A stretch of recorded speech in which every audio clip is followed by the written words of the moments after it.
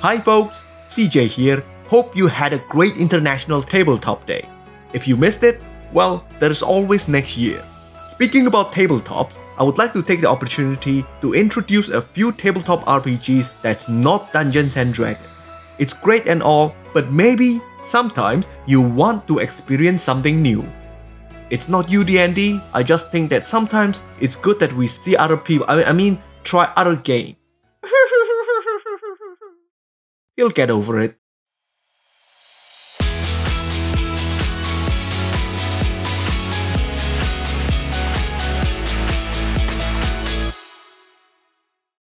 The top 5 list is made up of tabletop RPGs that's going to give you a whole new experience and perspective on how tabletop RPGs are played. So I'm not going to mention Pathfinder because it's virtually cheating. Pathfinder is built upon D&D edition 3.5 after all. Some people even jokingly call it D&D 3.75. Look, I'm not going to try to start a flame war. D&D 5e and Pathfinder, they both do what they do best. So let's leave it at that, okay? Peace. Don't burn me. Alright, without any further delay, let's start with number 5. Goblin Quest. This is a fun little game that takes about an hour or two to play for 2 to 6 people. You can even play it without a dedicated game master if all the players know what they are doing. Each person plays as a group of 5 goblins. You start the game by defining their dream, family heirloom, and other characteristics. But don't get too attached to them because they are going to die. All for a good cause, which you get to make up next.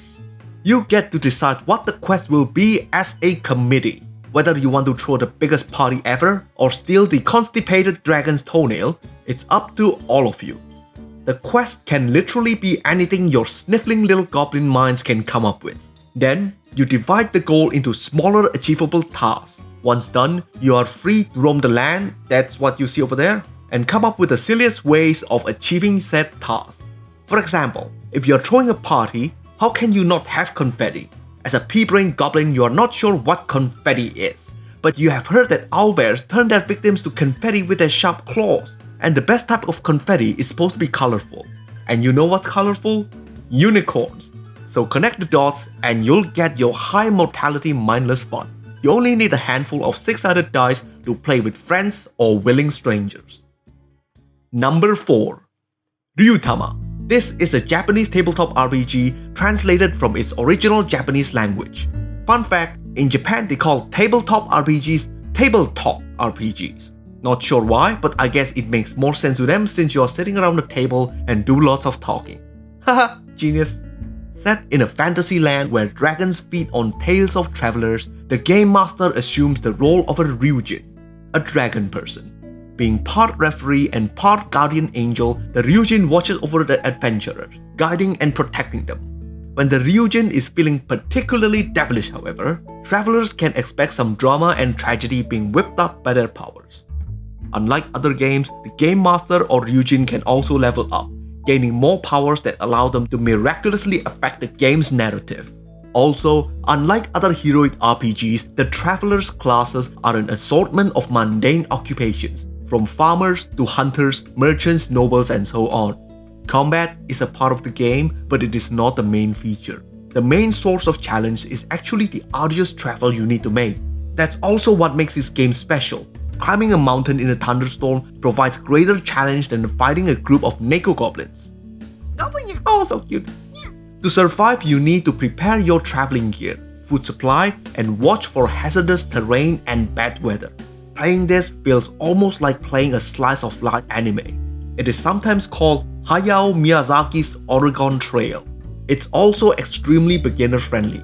I say beginner game masters can learn a lot by running this game. Ryutama is played with the same kind of polyhedral dice used for D&D, but the D20 is not the most commonly used die. Number 3. Doctor Who role-playing game. If you're a Doctor Who fan, you're in for the treat. Not only that you get the setting of the Doctor Who universe, the game itself closely reflects the spirit of the show.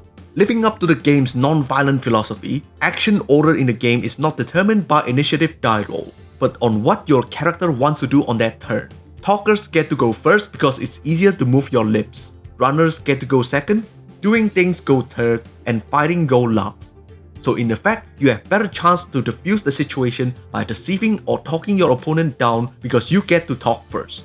It is also an intentionally asymmetric game, where one of the players playing as the Doctor is immensely more competent than the rest of the players who play as the companions. However, the Doctor is bound by his own code, and will receive penalties if he fails to abide by it. Sometimes, it's up to the wily players to manipulate the Doctor to unwittingly do the things he shouldn't, like creating a weapon of mass destruction to conduct genocide on a planet of aliens that may harm Earth in the future. The Doctor Who RPG is played with a handful of 600 dice. Number 2. Fate Core System and Fate Accelerated. These two systems are closely related. The Core system is the original set of rules, while Accelerated is the simplified version of Core. The latter just have less numbers and unique skills for you to keep track of, but they are essentially very similar. What's unique about this game is that rather than being the character you are playing, as in most tabletop RPGs, you are narrating the character you are playing. You gain edge by invoking aspects or descriptions of your character, the environment, or even your opponent. Here is a simplified example of how a game would play out.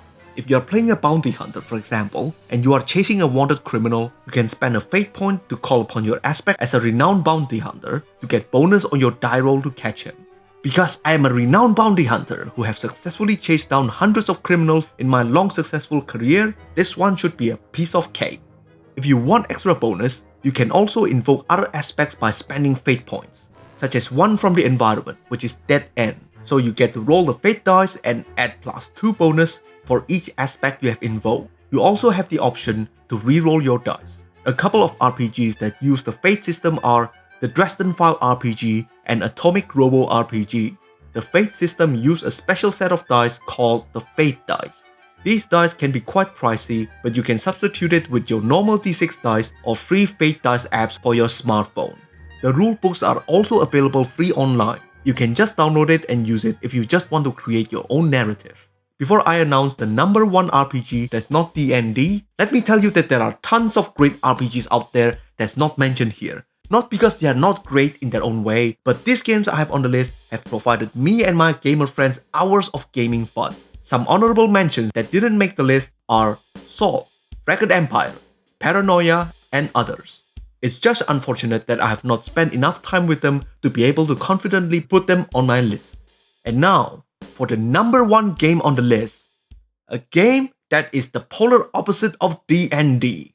Instead of gaining power and becoming more like a superhero as you progress, in this game, your character tailspins into a downward spiral of physical debilitation, paranoia, and insanity. Yes, that last word is a bit of a tip-off. Some of you may have guessed it. The number 1 tabletop RPG that's not D&D is none other than Call of Cthulhu. As investigators, you face the cultic cohorts of furtive cosmic horrors beyond mortal ken. You play as common, lowly human, fragile of body and mind. Survive dangers doled out by eldritch conspirators to find clues that deliver you closer to the haunter of the dark. Expect death, a mercy from an eternity of hell trapped in your insane mind, tortured by the lunatic terror it spawns.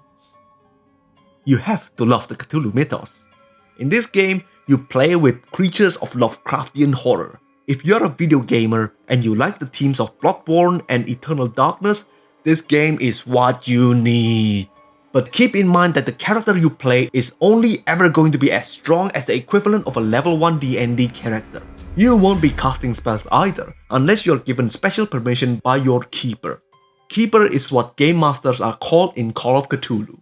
Combat is risky and deadly. Using your brains and investigation skill is more important than anything. This is a game where your character skill in the counting might just be the thing that saves your life, but getting killed is only one of your many worries. A big part of the game is trying to remain sane while exposed to untold horrors. As you lose more and more of your sanity points, you will be stricken by bouts of madness. It can be utterly frustrating or pretty damn hilarious. Like a survival horror game, you try to survive with whatever limited resources you have, but your injuries recover very slowly and you rarely recover sanity. So it's a race against the clock. You will have to solve the mystery before either your body, mind, or both gives out. The game is played with polyhedral dice, but mostly the percentile dice. So there you go folks, my top 5 non-D&D games. Feel free to share your own top 5 non-D&D tabletop RPGs with other viewers in the comment and tell us why you like them. I'm sure other viewers would also want to know what other great tabletop RPGs are out there. Hope you enjoyed the video. Give it a thumbs up if you do, subscribe if you like my style, and check out other videos in the channel if you are new. DJ, over and out.